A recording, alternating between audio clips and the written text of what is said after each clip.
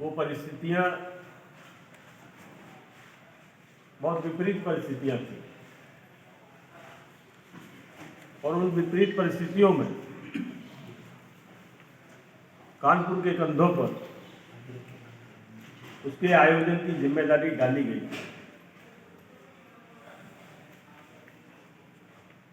इससे पहले जब कभी भी अधिवेशन होते हैं, जहाँ भी होते थे, विशेष करके ऑर्डिनेंस फैक्ट्री में, तो फेडरेशन की तरफ से ऑर्डिनेंस फैक्ट्री बोर्ड के चेयरमैन को एक पत्र जाता था इस तारीख में AIDF का एक राष्ट्रीय अधिवेशन तो अमुक स्थान पर होने जा रहा है।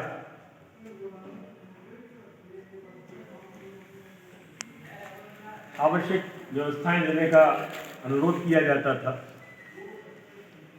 और उसके बाद चेयरमैन की तरफ से संबंधित GM या कई फैक्ट्रियों तो सभी GMs को एक निर्देश आ जाता था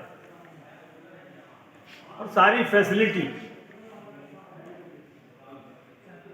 मिलती थी, चाहे आवासीय हो, चाहे ट्रांसपोर्ट की फैसिलिटी हो या और भी कोई फैसिलिटी। गुप्ता जी अंदर शांत रहे। लेकिन इस परिस्थिति में आज ऑर्डिनेंस फैक्ट्री बोर्ड नहीं है, उसकी जगह पर DOCS है, आयुक्त निदेशालय है, जिसके अंडर में कुछ नहीं। अब कानपुर में 5 फैक्ट्री है और 3 कारपोरेशन है। सबसे विकट समस्या थी कि बाहर से जो लोग आएंगे, डेलीगेट्स आएंगे, उनको रहने की व्यवस्था देना है, उनको शौचालय वगैरह की शरणागार की व्यवस्था देना है, उनको स्टेशन से रिसीव करके लाना है, उनके भोजन की व्यवस्था करना है, सुबह बेड टी से लेकर के रात के खाने तक के लिए मीटिंग हॉल चाहिए। तो फेडरेशन ने, क्योंकि हम लोगों ने निर्णय लिया था कि कानपुर में अगर कहीं हम लोग कर सकते हैं तो वो अरमापुर ही। अरमापुर के OFIL के हॉल के लिए फेडरेशन ने TCL, क्योंकि वो TCL के अंडर है अरमापुर में जरूर, लेकिन वो TCL के अंडर, TCL को पत्र लिखा गया, TCL की तरफ से पत्र का जवाब दिया कि 1 लाख रुपए पर डे का उसका किराया देना हो, बिजली पानी अलग से देनी हो। फिर फेडरेशन के जनरल सेक्रेटरी स्वयं कानपुर आए, TCL के CMD से मिले और उनसे बात किया, क्योंकि वो TCL के जो CMD है वो काफी लंबे समय तक ऑर्डिनेंस फैक्ट्री बोर्ड में DDG IR थे, तो उनके संपर्क बहुत अच्छे थे। तो खैर उन्होंने वो फ्री ऑफ कॉस्ट कर दिया। साथ में वो FIL के हॉस्टल के जो 26 कमरे थे वो भी दे दिए।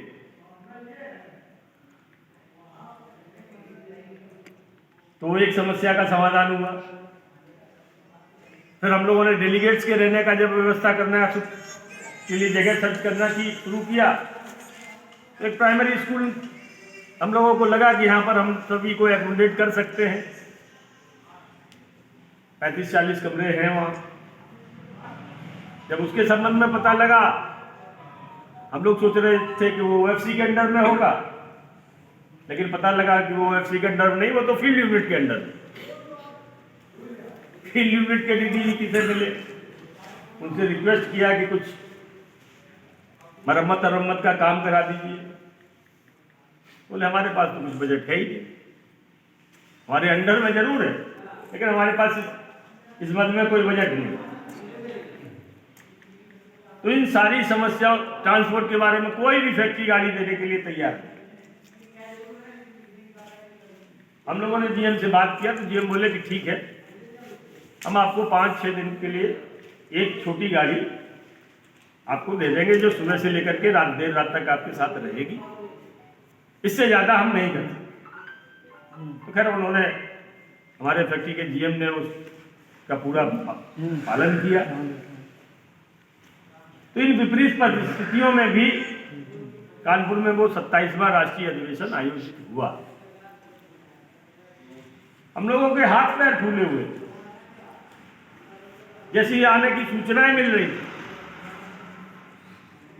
एक फैक्ट्री से 2 डेलीगेट है, 1 डेलीगेट है, आ रहा है 50, कहीं से 60, कहीं से 70। लेकिन फिर भी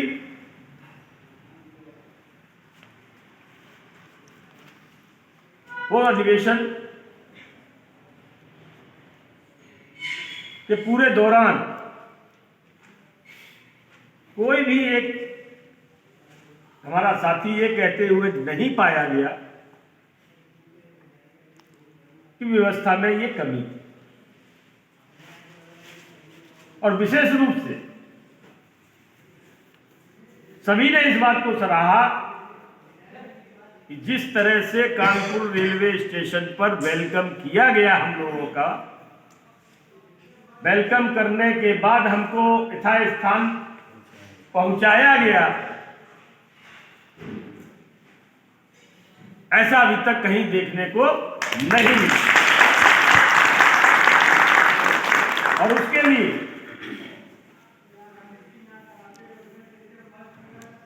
सिर्फ और सिर्फ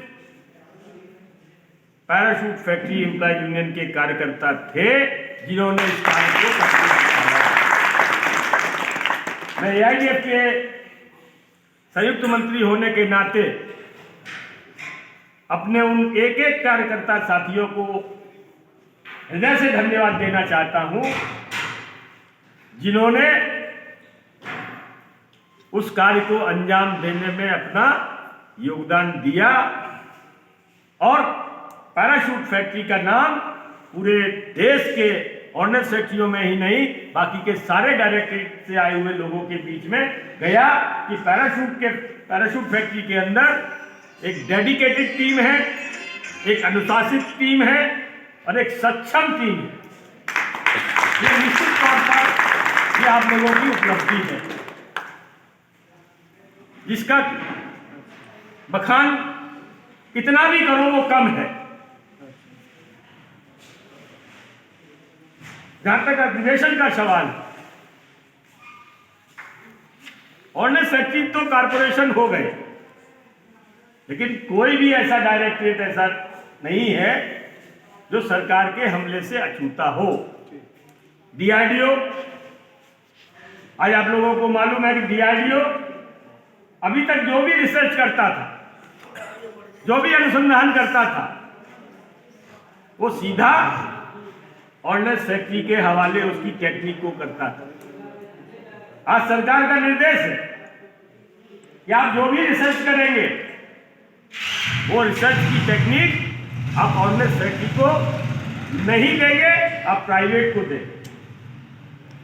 इतना ही नहीं, आज डीआरडीओ इंडस्ट्री की परिभाषा में आता है, फैक्ट्री एक्ट के अंतर्गत आता है।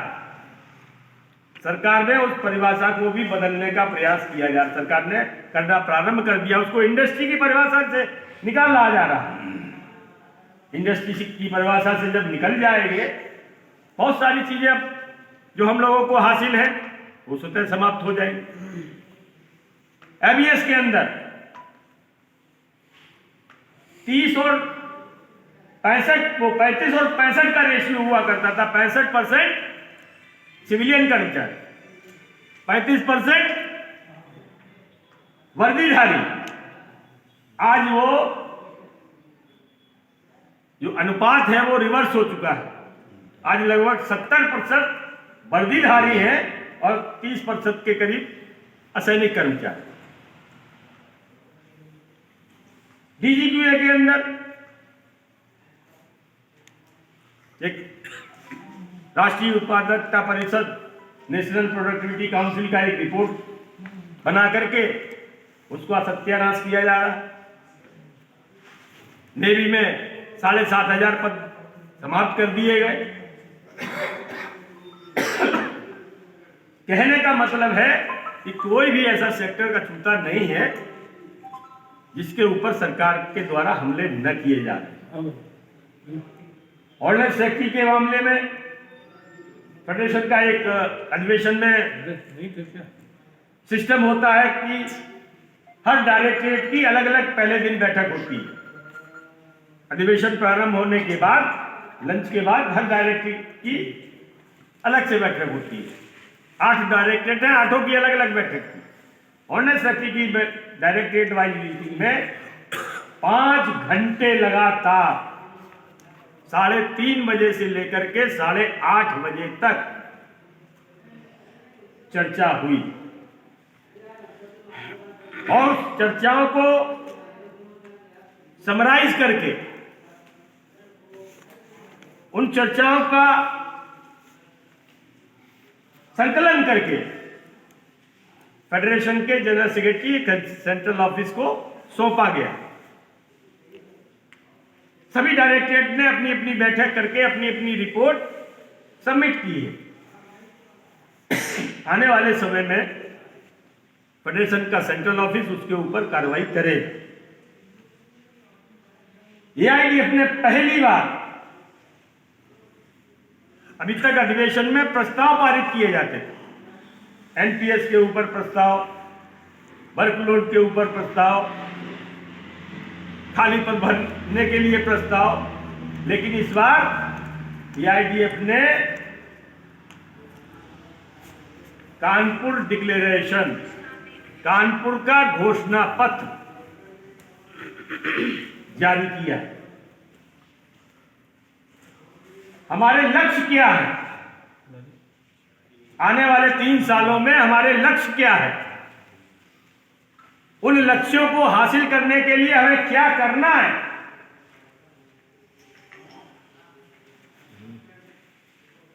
वो एक घोषणा पत्र जारी किया है। सही मायने में भी अगर हम बताएं तो अभी तक उस घोषणा पत्र को हमने पढ़ा नहीं। कारण 13 तारीख से लेकर के